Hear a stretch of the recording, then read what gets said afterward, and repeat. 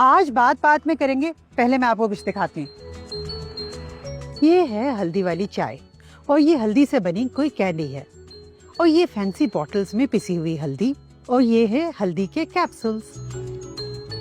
تو بات یہ ہے کہ ہلدی اور اس سے بنے ہوئے پروڈکٹس امریکن سٹورز پہ بڑی آسانی سے ملنے لگے ہیں۔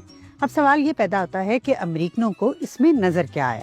ایشین کلچرز میں تو ہلدی ہمیشہ سے ہی سپر سٹار رہی ہے، جہاں یہ کھانوں سے لے کر سکن کیئر اور بیماریوں کے علاج ہر چیز میں استعمال ہوتی رہی ہے۔ مغرب میں لوگوں کی نیچرل پروڈکٹس میں دلچسپی کے باعث ان پر ہونے والی تحقیق میں بھی اضافہ ہوا ہے۔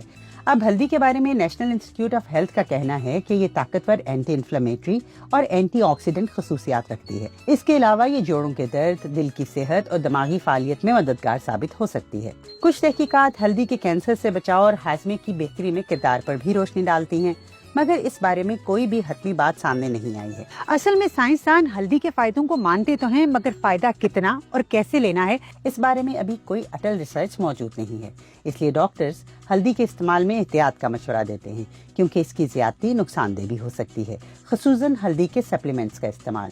اس لیے اہم بات یہ ہے کہ جب بھی کوئی دوا لیں اپنے ڈاکٹر کے مشورے سے لیں، چاہے وہ نیچرل ہیلتھ سپلیمنٹ ہی کیوں نہ